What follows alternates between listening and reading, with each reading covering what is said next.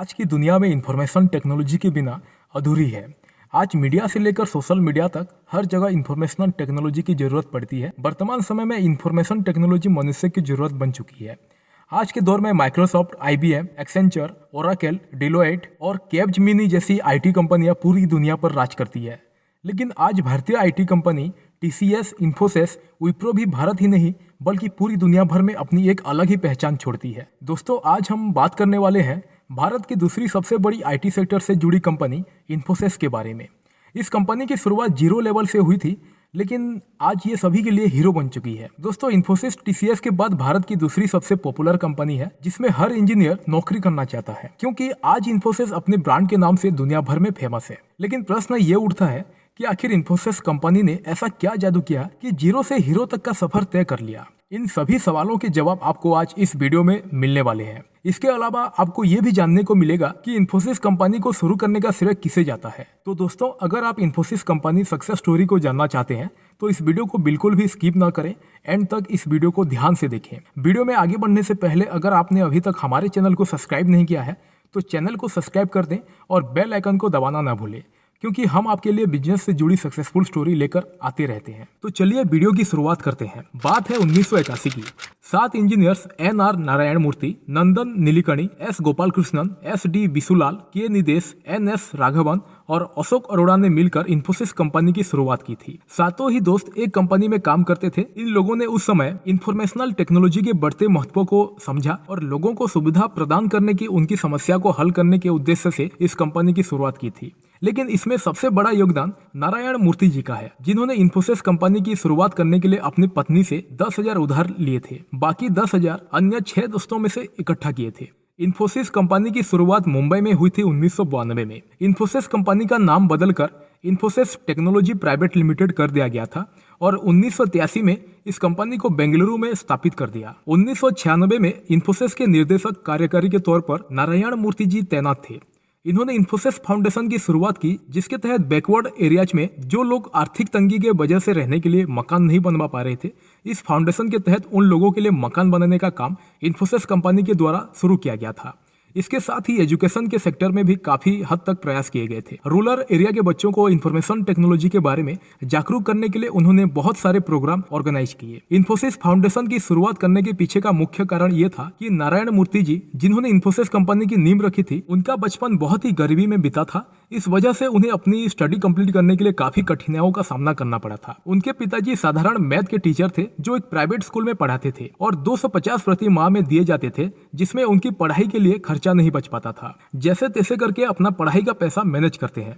नारायण मूर्ति जी चाहते थे कि जिस तरह उनका बचपन बीता, इसी तरह बाकी बच्चों का भी जीवन ना बीते। इस अनोखे कार्यक्रम के तहत उन्होंने लोगों की मदद करना शुरू कर दिया। इन्फोसिस कंपनी का टर्निंग पॉइंट 1997 में आया। इन्फोसिस ने कैच देम यंग प्रोग्राम की शुरुआत की, जिसमें गर्मी की छुट्टियों के कार्यक्रम के आयोजन के दौरान शहरी युवाओं को इंफॉर्मेशन टेक्नोलॉजी की दुनिया के लिए आगे बढ़ने का मौका दिया गया। इस कार्यक्रम का उद्देश्य था कंप्यूटर साइंस और इंफॉर्मेशन टेक्नोलॉजी के बारे में समझ और इंटरेस्ट डेवलप करवाना था। इस कार्यक्रम को लेकर युवाओं में काफी ज्यादा दिखाई दिया और ज्यादा से ज्यादा युवा कार्यक्रम से जुड़े। इन्फोसिस कंपनी लगातार ग्रोथ कर रही थी और इसी वजह से साल 1999 में इन्फोसिस के शेयर अमेरिकी शेयर बाजार में NASDAQ में रजिस्टर होने के बाद कंपनी दुनिया भर में मशहूर होने लगी।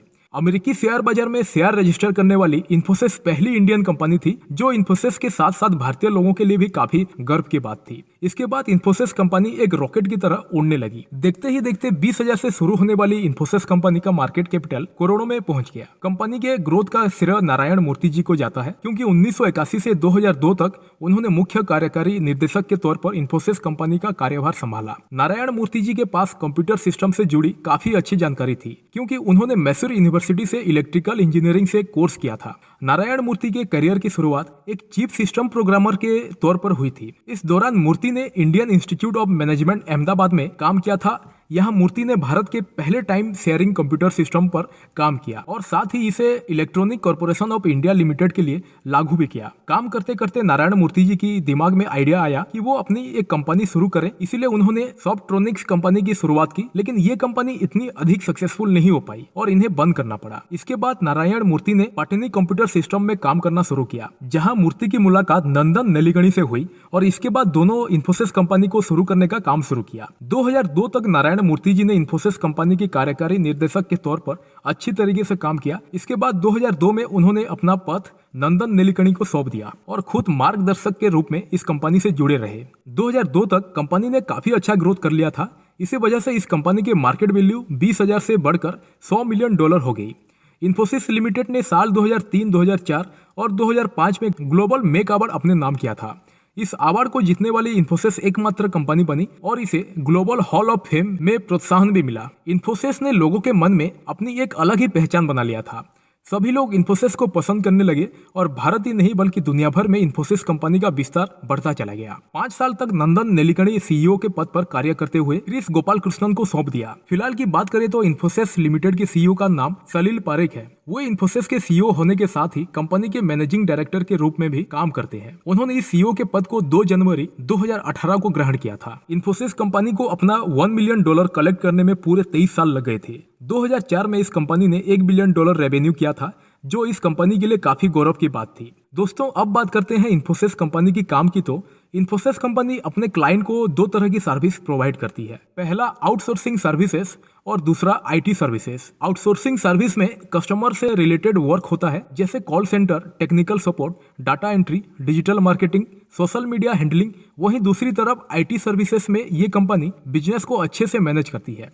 जिनके पास एक से ज्यादा ब्रांच होती है, उन सभी के लिए एप्लीकेशन और वेबसाइट बनाने का काम इन्फोसिस कंपनी प्रोवाइड करती है। आज हमारे देश भारत के लिए सबसे बड़ी गौरव की बात है कि भारत की एक कंपनी 45 से ज्यादा कंट्री में अपनी सर्विस प्रोवाइड करती है। 125 से भी ज्यादा इन्फोसिस कंपनी के डेवलपमेंट सेंटर्स भारत के अलावा दूसरी कंट्री में भी मौजूद है। 82 सेल्स मार्केटिंग ऑफिस होने के साथ साथ इन्फोसिस कंपनी में 2.5 लाख से ज्यादा कर्मचारी काम करते हैं। जब इन्फोसिस कंपनी की शुरुआत हुई थी तब एनएससी में इस कंपनी का शेयर 95 पैसे था, लेकिन वर्तमान समय में इसकी शेयर प्राइस की बात करें तो ये 1,477 रुपए तक पहुंच गया है। यानी कि अगर 1993 में किसी ने इन्फोसिस कंपनी में 10,000 लगाए थे, आज वे करोड़ों रुपए के मालिक हैं। जिस तरह से इन्फोसिस कंपनी ने लोगों को अच्छे रिटर्न दिए हैं, उसके बाद इन्फोसिस कंपनी दुनिया भर में काफी प्रसिद्ध हो चुकी है और लोग आज इन्फोसिस कंपनी को एक ब्रांड के नाम से जानते हैं। बताया जाता है कि इन्फोसिस कंपनी जब शुरू हुई थी तो कुछ समय बाद ही अच्छा परफॉर्मेंस ना करने की वजह से उसके बंद होने की संभावना बताई जा रही थी, लेकिन इन्फोसिस को शुरू करने वाले 7 दोस्तों ने लोगों के साथ जुड़ना शुरू किया। इस वजह से लोगों को इस कंपनी के बारे में ज्यादा जानने को मिला और ये कंपनी लगातार प्रगति की तरफ बढ़ने लगी।